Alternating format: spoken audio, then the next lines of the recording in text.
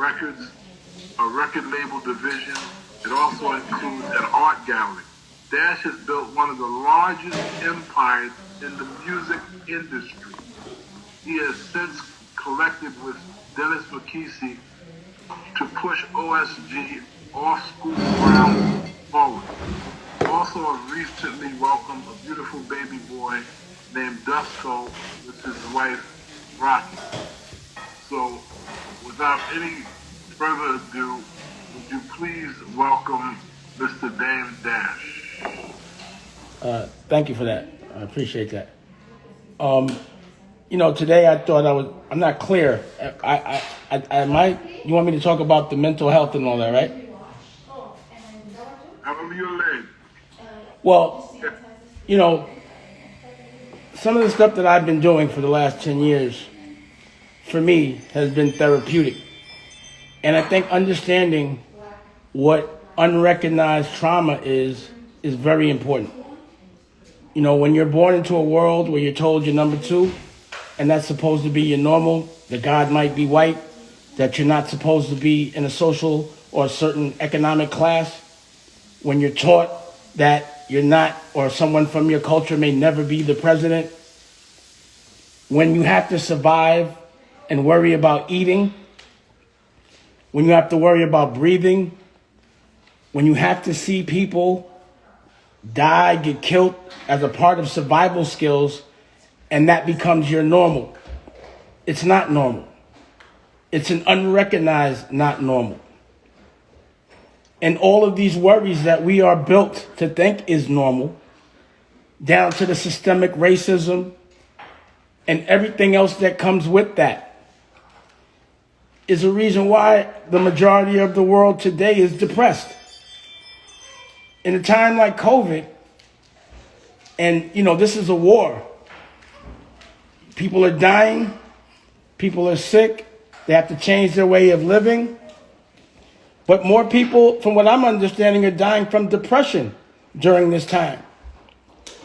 Because they're trying to fit into a life that's been portrayed, trying to fit into a system that if they don't do it the way they're told, then they're wrong. And that would depress anybody. To never be able to dream. Like when I was in school, I wasn't taught to dream. I wasn't taught to be an entrepreneur. I wasn't taught to look under the hood to see if what we are being taught is actually factual. The fact that the people that were doing the teaching, the people that are passing the laws, the people that have implemented this original curriculum and way of living had slaves alone on a logical level makes me believe that everything that's given to us is meant for us to not know we're slaves, but we really are. And I believe all of this has to be recognized and dealt with for us to move forward. Now, what I've been doing as well is creating my own television network and my own streaming service and making my own content. And the reason why is because the things that are put into our existence every day, they're patterns, day in and day out. But we're told the wrong stuff, the stuff that should control us. There's not one media platform that's really owned by black or people from our culture. So we don't even have control of who and what heroes of ours are recognized. So that was one of the main reasons why I started my own television network and bought all my own equipment. We're taught we're supposed to rent that stuff. We're taught we're supposed to give our stories to other cultures so that they can put it out and control the narrative the way they want to, or it doesn't get seen. This is the way we've been taught. To me, this is trauma. These are reasons why we need therapy. We're also taught that if culturally we go to a therapist, we're weak. And what's even crazier about it is because we don't go to therapy, the study of people doesn't come from our culture. So when the therapist traditionally is studying people, they're not studying us, they're studying them. So when we do try to get the therapy, we're getting the wrong therapy from the wrong people with the wrong experience. Now, let me explain what was therapeutic for me. When I went to school, I never saw a black principal. I never saw it. I was taught that the black people, that gym teacher, guidance counselor, maybe. And it was hard for me to listen to someone from another culture that I think was cooler than me, that didn't have the money that I thought I needed to have when I grow up, to tell me what to do and how to do it, which was why there was friction. The person that was teaching me or trying to teach me wasn't teaching me what I needed, wasn't teaching me how I needed to be taught. So when I finally was invited to this OSG Zoom, and I was able to see 90 black or people from my culture, like-minded people, I was like, wow, how come I never knew that there were black principals? How come they don't get showcased? And then the intelligence that comes with it. So being in a room full of those many like-minded people was therapeutic for me. To the extent that I stayed on the Zoom, every single Zoom since it started, or since I've been there. What's been therapeutic is controlling the narrative. Not being told or given anything. I don't want it. I know that I have the ability to earn it. I know that my culture has the ability to help my culture. I don't need another culture to help mine. Mine can help mine. So over a Zoom, just kicking it with OSG, and then it's saying, look, the pantries, there's no more food pantries. The churches are closed because of COVID. So we identified a partner, an alternative to the meat and the food that with the GMO and the stuff that's been given to kill us, other than our survival skills. Even the food is given to us to kill us. And we gave them a vegan alternative beyond meat. And we basically fed like 30 schools and orphanages. But we did that ourselves. The Board of Education has shut down. That was therapeutic for me to know that I and the people that are from my culture can get together and do this in the middle of a pandemic and no one got sick. That was therapeutic for me. You know what's been therapeutic for me? When I go into a racist house and I come back and buy the house and kick them out. That's what's made me feel better. I'm not waiting for my oppressor to give me any tools to unoppress me. I'm expecting my oppressor to keep oppressing me, but for me to be as neutralized and calm as possible. You know, I understand with the riots is because people weren't internalizing racism to the extent that we fight each other. Now, this seems like a program. How can we keep everyone that's strong from hurting us? Let's keep them fighting each other, and we control that. So what really triggers me, because also with therapy, is you have to understand your triggers. It triggers me when someone from our culture gets caught up in that program and glorifies hurting each other and not saying or having any accountability to the oppressor. So, you know, I'm from an extreme circumstance, but the people I'm around are from a way more extreme circumstance. And they have to put that work in, and there are people I know that do that, and I'm like, yo, you get in a lot of shootouts. You shot a lot of people. You ever shot at somebody white? Now, I'm not saying do it, but have you? No. But you're all right with shooting at your brother and then putting yourself in a position that somebody white's going to be telling you what to do behind bars? That's a program. That every time we get together, we fight each other because we think they're the plug and we're trying to protect them. Program. So within the television network, we also like to showcase the people that deserve to be showcased, which is why I made a conscious decision to showcase every one of these principles that fight for our children when they're not paid to do it, that fight for our children before they fight for their own. It's a program to think that you're supposed to meet. Go to school, get taken away from your parents to be taught that the only way that you fit in is if you go to another school, go get debt, have somebody hire you, and you only relax when you're 70, but you got debt. And you're supposed to be thankful for that. That's traumatizing to me. Unrecognized, that we're taught that. It's traumatizing to me That when I walk in the hospital, I just had a baby. When I walk into school and I walk in the courtroom and I walk into jail, it's the same setting. Same walls, same structure. That's traumatizing to me. Why would we not, in the hospital, make it look like a health spa? When we go to school, why wouldn't it look like a country club? Why do we want to go to things that make us think of pain and misery and jail? That's a program to me. It's a program, and it's traumatizing that we know that when we're supposed to be rehabilitating the people that are soldiers, are warriors that go to jail for the survival, that while they're there, they're nothing in commissary. They're not fed anything but bad food. So they got to work out. They come out strong, but inside they got diabetes, heart disease, all kind of stuff. Why is it that diabetes is 1 out of 3 people going to be diabetic in the next 10 years? Because of the food we're given. All of that is traumatizing. We need to recognize that because we're taught certain things doesn't make it right. It's never made sense to me that our elected officials were taught how to be elected officials, not in school, but out of school. I was never taught to know how to lobby or how to vote. I was taught how to play basketball, though. I was taught that unless you are entertainment, you will not be out of a certain social and economic class. Traumatizing. Which one are you going to choose? Basketball or a job? And, you devote your whole life to a sport, and then if you break your ankle right before, you're done. And you can't even fit in. And then what's next? Crime, jail. It's traumatizing that they build the jails based on how many people can't read. All these things need to be addressed.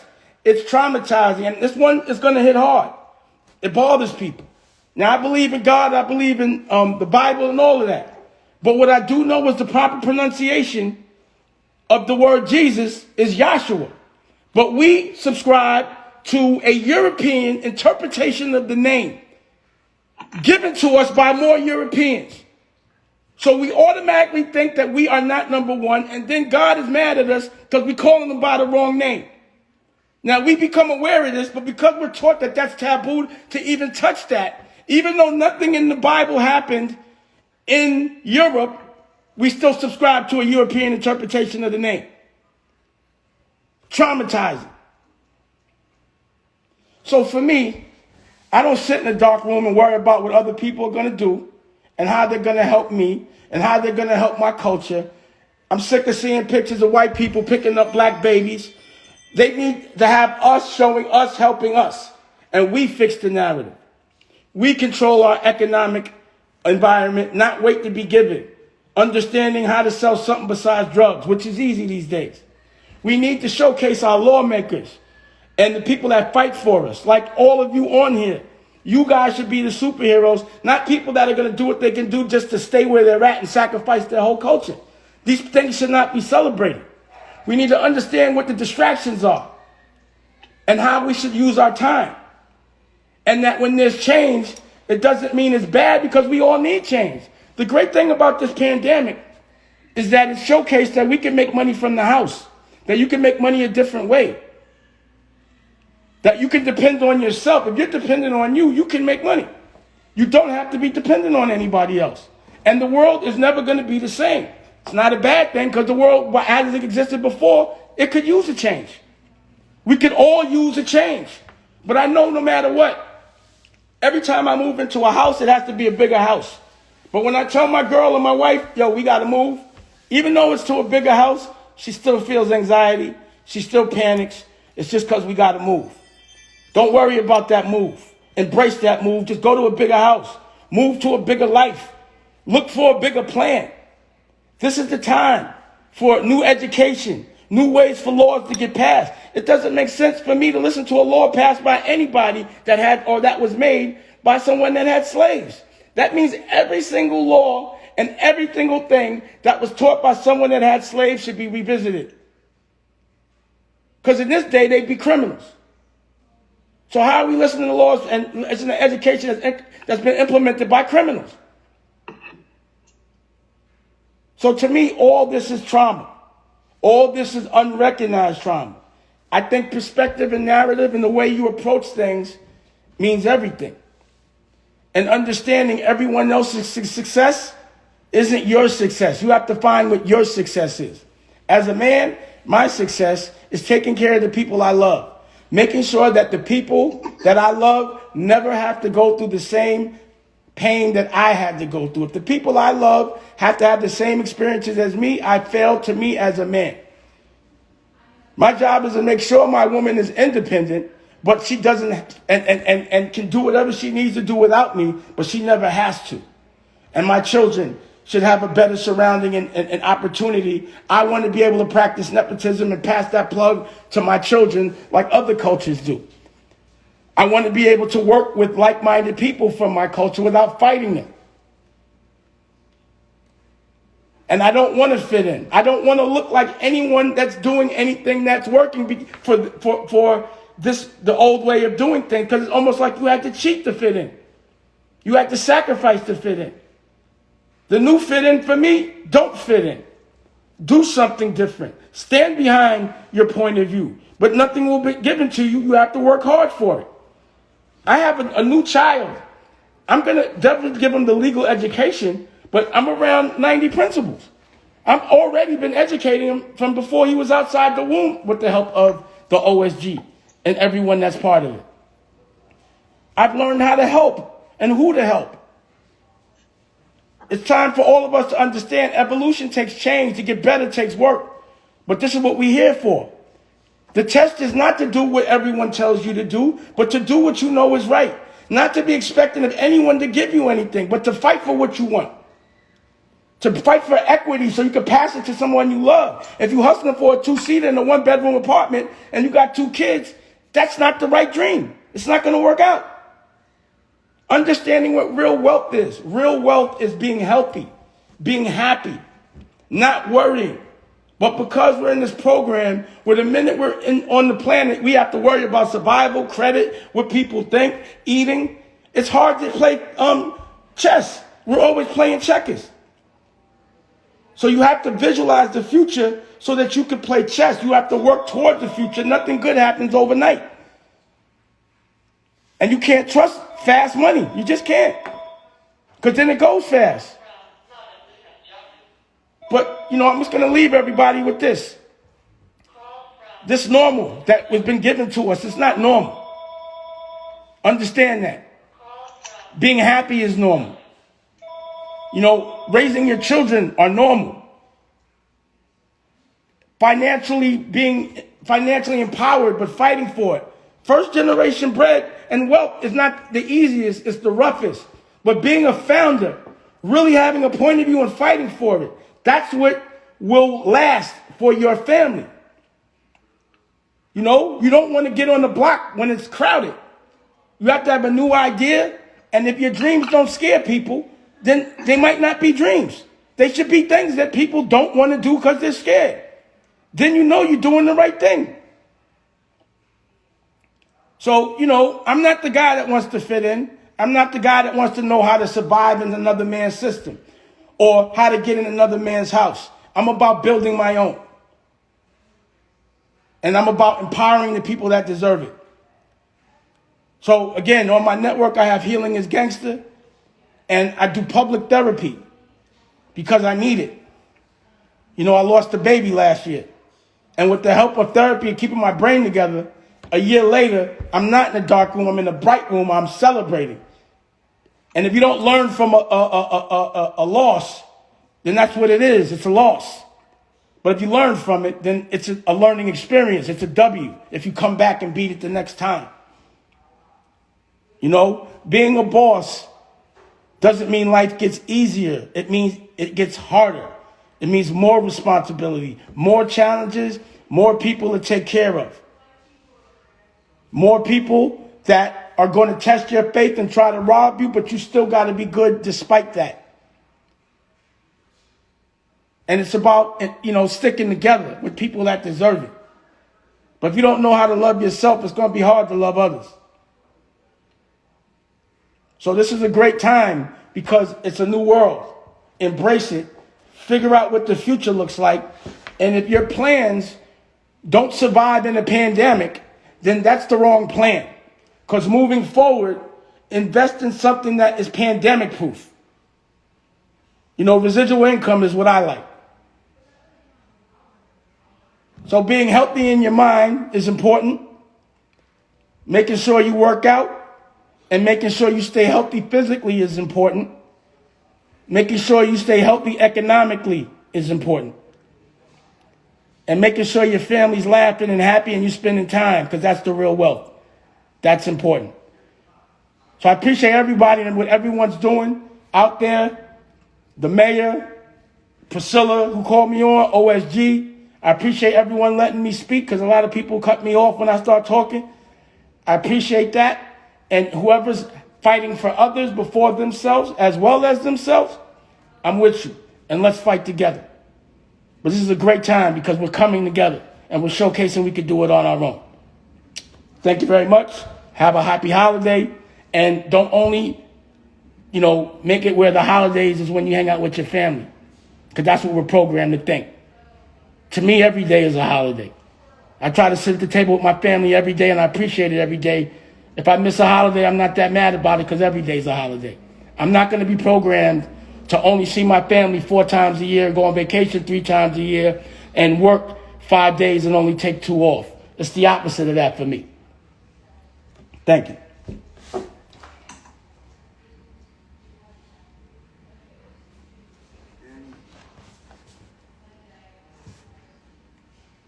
I can't hear. Okay, Dr. Bostic. Thank you, Dame, for giving up your time and certainly that inspirational message.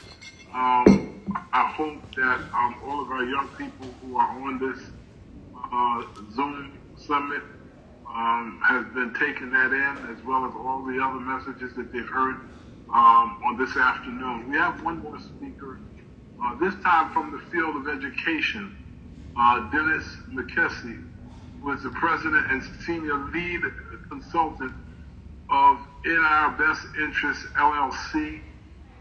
Dennis is a dedicated, innovative, and resourceful education professional with more than 20 years of experience in working for private, public, and charter schools in New York City. He is a graduate of Mercy College with accreditations in school administration and supervision, as well as the Columbia University Graduate School of Business Leadership Development Program. He also serves as a graduate professor at his alma mater, Mercy College, in the Educational Leadership Department. He inspires his students to promote success